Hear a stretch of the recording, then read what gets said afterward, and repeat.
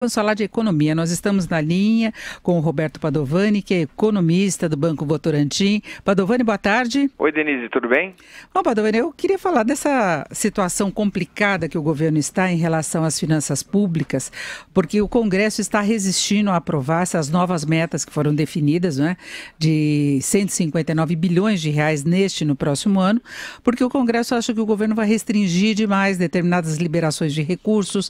Já houve vetos anteriores, há muitas críticas quanto a isso, quanto ao corte de estímulos tributários. Enfim, o Congresso gostaria de ver a gastança prosseguindo e para isso seria necessário se ter um rombo ainda maior das contas. Agora, paralelamente, nós temos dados melhores da atividade econômica. A prévia do PIB divulgada ontem pelo Banco Central trouxe um novo ânimo nesse sentido e mercado financeiro tranquilo, mesmo com toda essa questão fiscal em aberto. Eu queria só a avaliação desse cenário. No caso do mercado, é cansaço da crise? Não, Denise, eu acho que o mercado está tranquilo, tem estado tranquilo, não por razões domésticas, mas principalmente porque a economia internacional ela tem sido caracterizada, assim, pelo menos no curto prazo, por condições absolutamente favoráveis de liquidez. Tem muito dinheiro, ainda que a gente tome sustos de vez em quando, há uma leitura de que o mundo cresce com estímulos dos bancos centrais. E aí você empurra os investidores para o risco e sempre que isso acontece, você acaba subestimando os diversos problemas, riscos, que é o caso da economia brasileira. A economia brasileira tem uma situação fiscal complicada, mas mesmo assim os mercados estão otimistas porque estão buscando oportunidades no mundo. Então o Brasil se vale hoje de um bom humor do investidor internacional. Mas nós temos hoje, por exemplo, a Bolsa subindo 1,11%, o dólar em queda de 0,89%, cotação de venda em R$ 3,15. E essa discussão toda no Congresso quanto à rejeição da meta, que seria uma situação grave, não é, Padovani? Eu, pessoalmente, assim, olhando especificamente fundamentos, assim, Denise, eu acho que a situação é muito complicada. O governo está politicamente frágil para aumentar impostos, ou principalmente para aprovar a reforma da Previdência. Então você não tem uma tranquilidade com relação à estabilização de dívida no médio prazo. Ao mesmo tempo, o governo já chegou nos seus limites de cortes de despesas e, portanto, não tem muito o que fazer no curto prazo. E aí, se você não consegue aumentar imposto ou cortar mais despesa ou fazer a reforma da Previdência, o que sobra é uma trajetória ruim de dívida. Ela não se estabiliza em 2020, 2021, como seria o melhor cenário. Agora, os mercados, como estão bastante otimistas, eles estão ignorando esse risco. Agora, do ponto de vista de fundamento, não de mercado financeiro, a situação está piorando de maneira importante no Brasil. Agora, tem um andamento melhor da atividade, com vários indicadores mais positivos até do que se esperava. Como, perdão, você pode repetir? Tem um andamento melhor da economia. Nesta semana nós tivemos vários dados apontando nesse sentido de uma retomada.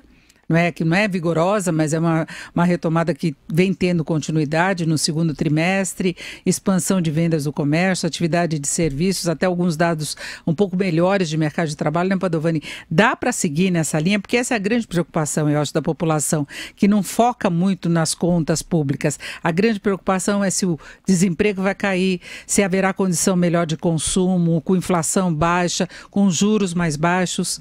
Olha, Denise, eu acho que a história fundamental do Brasil, a história principal, é que como a inflação está caindo, o Banco Central pode cortar a taxa de juros.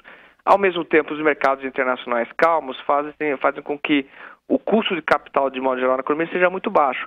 Isso faz com que sobre mais dinheiro no bolso das famílias para consumir e sobre mais dinheiro no bolso das empresas para pagar suas dívidas, para contratar mão de obra, fornecedores. Enfim, a economia ela vem retomando e vai continuar retomando porque há um movimento expressivo de queda de taxa de juros no Brasil e, mais genericamente, há uma redução dos custos financeiros, incluindo aí o cenário internacional. Agora, a despeito dessa retomada econômica que está acontecendo e deve se manter, o ritmo vai ser moderado, porque com a incerteza que eu imagino que possa acontecer no cenário eleitoral, na questão das finanças públicas, isso torna o crédito um pouco mais contraído, isso não favorece o aumento de emprego e, portanto, isso tende a retardar o ritmo de retomada, moderar o ritmo de retomada. Agora, se o ritmo do crescimento da economia cai de 2,5 para 2, como o governo tem falado, isso gera um impacto substancial nas arrecadações.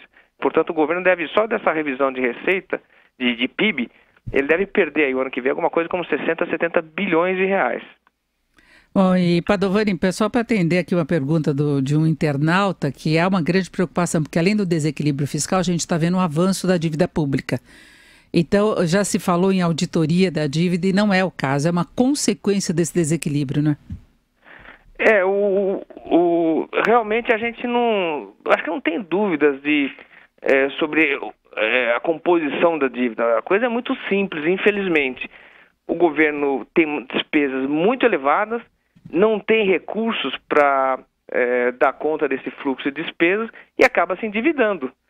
É tão simples quanto isso. A dívida explodiu nos últimos anos, 2014, 15 e 16, basicamente porque você tem uma estrutura de gastos rígidos e um colapso na arrecadação de impostos. O governo não tem outra alternativa, como qualquer cidadão, como qualquer empresa, a não ser tomar mais dívida e pagar suas contas, o que é um horror, mas não necessariamente implica fraude, problemas. Eu acho que não é nada relevante. A gente torce para que a gente tenha um Estado eficiente, livre de corrupção, mas a explosão de dívida não tem a ver com isso. Agora, Padovani, a gente está mais ou menos aquela história da família que mantém as aparências aí com muito empréstimo, cheque especial, mas continua bem, está com emprego, está com uma renda, mas gasta mais do que deveria, vai se endividando, aparentemente está bem, mas em algum momento a situação estoura, é isso? É isso mesmo, que se você está com uma receita em queda, né? Você perdeu o seu emprego, por exemplo, você não tem receita, não tem salário, mantém um padrão de vida, que são gastos correntes, e não quer vender ativos, carros, casa, a única alternativa é se endividar. E é isso que o governo está fazendo. Agora, o endividamento, ele vai bem até um certo momento.